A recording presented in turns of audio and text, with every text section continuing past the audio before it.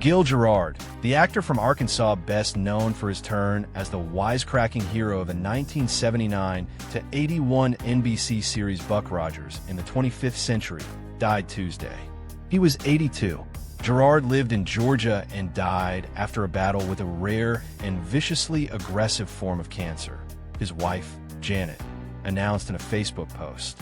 In 1977 films, Gerard had played Lee Grant's romantic interest in Airport 77 and had starred as a moonshiner in the Appalachia set comedy Hooch when he was approached to star in Buck Rogers in the 25th Century, co-produced by Glenn A. Larson at Universal Television.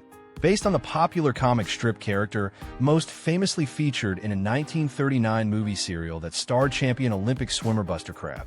The lighthearted sci-fi series kicked off with a 1979 movie developed in the wake of the huge success of Star Wars. At first, the dashing Gerard wasn't interested in the part.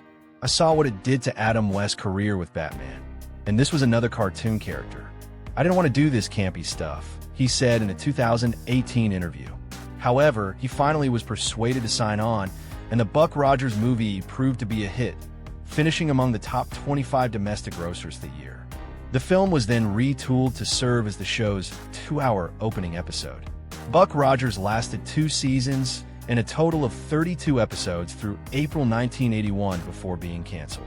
The youngest of 3 boys, Gilbert Cyril Gerard, was born on January 23, 1943, in Little Rock, Arkansas. His father, Frank, was a knife salesman, and his mother, Gladys, a teacher. After graduating from Little Rock Catholic High and spending a couple of years at Arkansas State Teacher College, he moved to New York in 1969 and studied acting with Philip Burton at the American Musical and Dramatic Academy. He drove a cab at night to make ends meet, and one of his fares arranged for him to audition for a role in Arthur Hiller's Love Story, then filming in New York. He was hired as an extra, had a bit part that was left on the cutting room floor, and worked for about 10 weeks on the movie. Gerard spent the next several years appearing in commercials, more than 400 by his count, and played POW turned Dr. Alan Stewart on the NBC soap The Doctors from 1973 to 76. He also appeared with Cliff Robertson in Frank Perry's Man on a Swing. He came up with the story and produced Hooch for his own production company, Prudhomme Productions. The film, he admitted, was a ripoff of Smokey and the Bandit.